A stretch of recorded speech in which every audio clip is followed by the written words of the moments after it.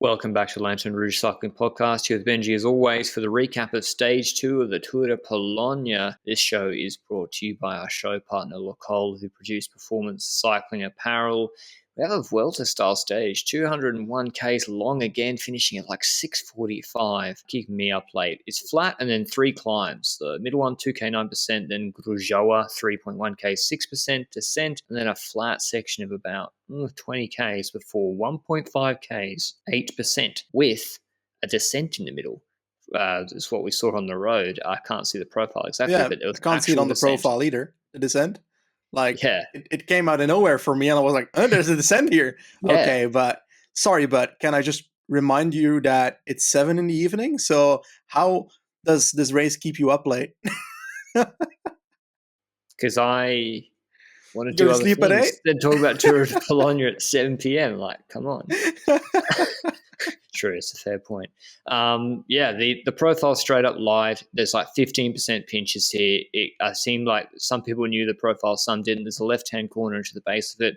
We have no one that came top 10 in flesh here, but we do have Moric, Kwiatkowski, Almeida. Diego Ulissi was probably the favourite. I think I picked him yesterday.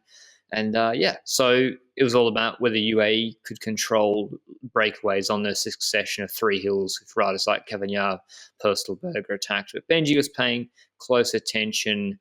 What sort of breakaway riders did we have trying to make a move? Basically, at the start, 3 rouleur riders. We had Bawaro, Purcellberger, and Ryan Mullen. So typical rouleurs in the breakaway to keep that tempo up.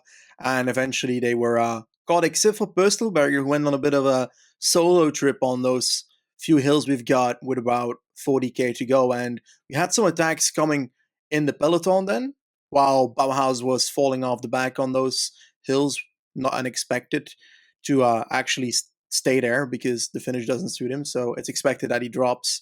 But Purcellberger kept on going, and Girmay started attacking towards him, closed him down, and was actually solo for a bit, but it didn't take that long because attacks kept coming behind. Pascal Incorn attacked for Jambo. We had Oldani bridging up as well to Girmay.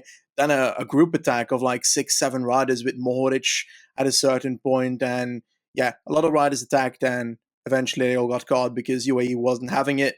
They wanted the potential victory of Ulissi on this final climb, and they were trying to set it up, and it looked very clear that they were going to go for Ulissi. He was in last wheel of the train, and Cor Vos was doing work just before the climb started, so I wasn't expecting Cor Vos to be their candidate here. So all for Ulissi, but when we came to the climb, we saw that we didn't see an instant move because, like you said, it's got an uphill section, it's got that descent, and then the final, good 700, 800 meters once again climbing to the line. And we did see one move early on, right? Yeah, we saw Biniam Girmay actually coming up the left-hand side. Lotto were trying to fight for position, but then they kind of Brent Van Moor pulled off early, and it was every time. It was remind me of the corner, unfortunately, where Hay crashed Benji. Moric rails this left-hander. You see him gapping everybody and keeps it upright. It's like cobbly surfaces as well. And he creates a split, and he has Biniam Girmay on the wheel and one other. Who was the one other rider in that trio? Can't remember. I can't tell you. Doesn't matter. Anyway, we've got Turns who maybe we thought Bahrain were riding for, and Intermarché, I think Biniam Girmay was riding for Rotti. You kept seeing him look around. I don't think that the plan was for him to be doing a solo move. And but anyway, it's like great handling from him. Those 3 go up the road, and you see Moric is literally playing with the lap button on his head unit whilst doing this climb on the front, and he's staying within himself quite a lot, riding to a certain power. He gets brought back, and then João Almeida attacks with like 1,400 meters to go. I swear it's more, on a steeper section when everyone has stopped pedaling, and gets a good gap. And immediately I was like, no, he's cost himself for the win here. But I couldn't, the cameras were focused on him, so I only got one angle. Who were the teams really, did UAE have anyone pacing for Ulissi?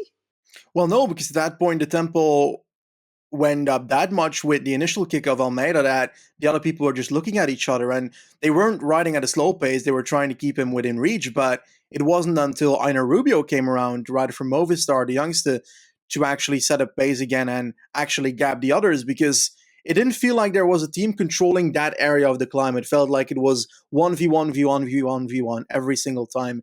And I think that's partially because of the split you spoke about earlier, that opened up a bit of gap. Other people had to close that, and the mistakes were spent closing that. But eventually, when Almeida went, I know Rubio was the only one who was remotely able to respond in somewhat of a form, was on 10, 15 meters for a bit, came closer and closer and closer until after a corner, Almeida went again. But in the group behind, we had Ulissi still ready and Kwiatkowski still ready.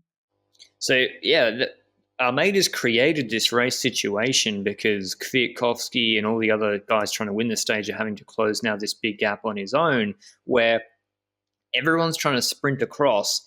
They get sort of close. Rubio is a good example, and then they just die on their feet. We saw Rubio get to 10 meters, stop pedaling, and Almeida sort of just keep doing his pace. Kwiatkowski had no one pacing for him.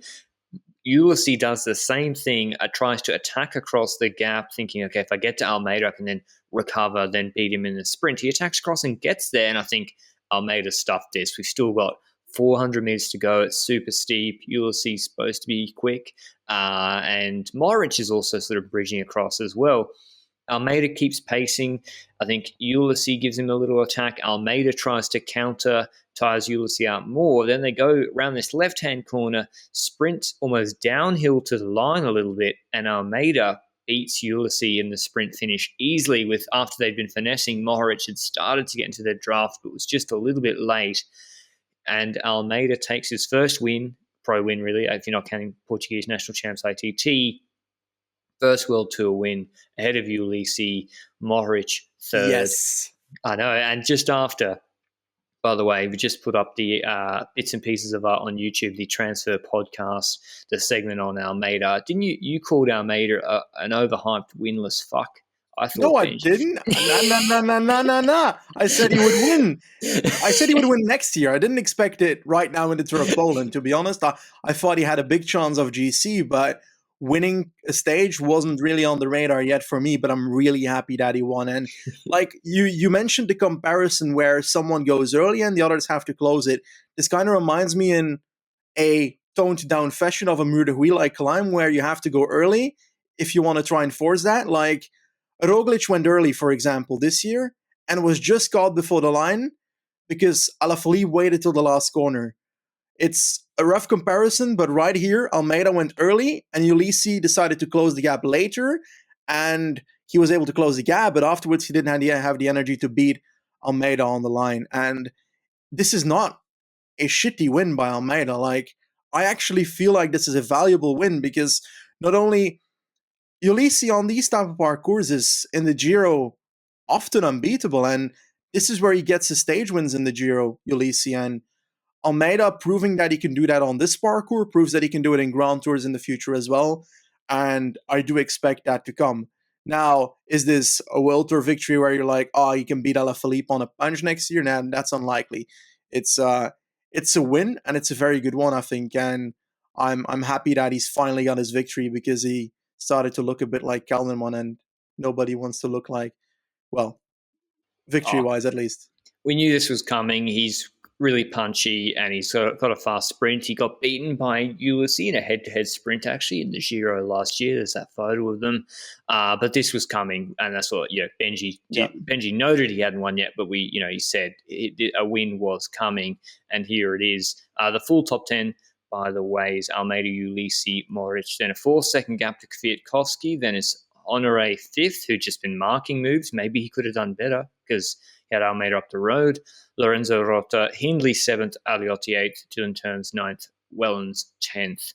So like not the best puncher field ever in history cycling, but still a good win from Almeida nonetheless, and putting him in a good spot for GC at this race. He now takes the leader's jersey 4 seconds ahead of Mohoric. We have a TT on stage 6, which is a flat TT, 19 kilometers long. He can gain some more time there. So Almeida looking like the heavy favourite, one would think, to win GC here.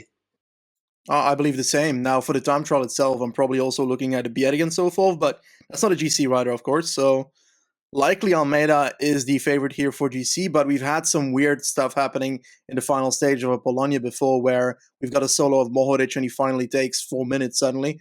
So stuff can really happen, but I've got a feeling that his team here, Almeida's team, is relatively strong on this kind of terrain with an Honore as support. That's not a weak rider. Definitely he's shown it today once again. So I think that the Koenig team here should be strong enough to bring Almeida to a potential overall victory here. And there's quite some stages to come where stuff can happen, but I feel like it's mainly the time trial, because that fourth stage should not be an issue with just the 2 climbing finishes. And then stage 5 is that typical hilly terrain where I think Carapaz won last year or something, or am I completely stupid? Maybe, yeah, I think so. Maybe the year before. I can't remember. I know all I remember is Remco winning the year before last year, and he had that massive solo. So, Yeah. is GT ambitions cursed for young quick-step riders who win Tour of Poland? One of one. Jesus Dark Christ. sample size so far. But yeah, the Bukovina resort Benji mentioned, like, that should not be a problem for Almeida. Maybe if Hindley or someone was on their Giro 2020 form and we had a 20k 6-7% climb, but not this sort of, 2k 7%. There's like 4k's 5% before it. Should not be a problem for him at all. But Ulysses such a weird rider, Benji. Like, is he even? I know he just doesn't really have a sprint at all. I always find it hard to categorize him. Is he just a low? Is he just a fast puncher that does a different schedule to the traditional punchers like Cosnefroy or Alaphilippe? I always found Ulysses the type of rider that is not necessarily the strongest sprinter, but the riders that he gets over climbs with are usually riders that don't have that punch. And that's why he's got the ability of keeping up an extra kick in that final 200 meters and 300 meters and try and do that. Today, he had to use that kick to try and close down Almeida. And then Almeida decided to counter him when I didn't expect Almeida to be able to do so. So I think he had to use that second kick right there and right then to try and follow Almeida. And I think that's where he lost the opportunity of winning today's stage. But yeah, he's a special type of rider. He can get over climbs inconsistently. I can't say that he consistently gets over big climbs, but he's done it before. And once he does, then at the end of a climb, it's unlikely that there's someone in the group that has a bigger punch unless Roglic is there or someone like Pogacar or that type of rider. But Almeida has shown in the Giro as well last year when he was 1v1ing Conrad in that sprint for bonus seconds and in the stage where Sagan got dropped on one of those hills and the second group was trying to get it back and then Ora didn't want to wait for him, stuff like that. But yeah, people might remember that. But right there, he showed that he has a sprint as well against the likes of a Conrad. So Almeida has a punch, and he showed it once again today, and I'm really happy that he won today's stage. 2 riders that I want to point out doing well at World Tour level. Lorenzo Rota, again, he looked good in breaks at the Tour de France, 4th at San Sebastian, now 6th on this stage, quite a good result. Now, he's not 20 years old, he's 26, but this is his first year at World Tour level in Intermarché, and he's performing very, very well. And they got him for another year at Intermarché, so one to note. Any thoughts on Rota, Benji? I think Rota's... I had him for a Giro victory this year, remember? Oh, yeah, it was that did. hot take I had, and then he didn't go to the Giro, so that was a bummer. But yeah, I feel like he's a rider that has that punchy ability, but he's always with somebody that is better. So yeah, he feels like a kind of rider for the Italian classics for me, and I think he's proven that in La Weglia at some point this year or last year, something like that. Probably both, actually. Yeah, last year, his Italian classics, top 20s everywhere. So that's the type of races that I do see him do well in, and that translates to a race like this. And before you throw in your other rider, I'd like to mention that there's a French rider in 13th, Clément Berthet, that is performing really well. He's 24, and he got 13th here, but he also was great at Route d'Occitanie and seems to be consistently doing well on relatively hilly terrain. So big ups for him as well. But what's your other rider? Well, I think we mentioned him before, Ina Rubio. I'm not sure if we mentioned in the Vuelta preview or somewhere that it's just outrageous. He's not going to the Vuelta of España for Movistar. The shape this kid's in, 23 years old, second on Laguna Stonaya at Burgos last week, dropping Yates, Bernal and Landa, 5 seconds behind Carthy. That was a hard mountaintop finish. Now, punchy today. Yes, the result doesn't, 11th, but with some help, and if it all was different, he was very strong on this finish. And I think Gonzalo Serrano has been good punching as well for Movistar. He's out of contract, Rubio, at Movistar, but literally the whole team is. So maybe they just haven't. They usually announce it all at once, I think, and it's definitely a guy I'd be re-signing. I just can't believe he's not going to the Vuelta a España, because he's like Sosa size, Benji, 56 kegs, 1.64 meters, but he seems a bit, I don't know, he seems to have way more punch than Sosa has, right? Yeah. He seems to have much more punch in him, but he's also like, it's hard to compare. Rubio was wasn't he the guy that literally was with Thomas Hen at the Giro last year and didn't want to take over or couldn't take over from his team, and Thomas Hen got angry? Okay, yeah. I don't know. I feel like he's likely a bit more. He's kind of a typical rider, but Sosa proved more. Sosa also proved to be more inconsistent. Yeah, I think definitely a guy I'd be wanting to re-sign, and maybe, certainly. Just to have someone that could maybe punch on flesh in the lower slopes of Valverde or something like that. But hope everyone enjoyed Almeida's long overdue, even though he's like 21 years old, first World Tour victory. He's obviously off to UAE. 23, but okay. Off to UAE next year on a 5-year deal. Check out our transfer pods. It's up in full on podcast players, and we'll put it up in broken up into topics on the YouTube channel. We just, as I said, put up the Almeida one. We'll have Ackerman, Soler, Bennett, all the Bora second tier GC signings, separate videos coming throughout the week. We recorded our Vuelta preview today. That should be uploaded on podcast players tomorrow morning and Wednesday morning Europe time, and if I'm working efficiently, Wednesday evening tomorrow. But don't hold me to that. But hope you enjoyed the recap. We'll see you tomorrow. Ciao.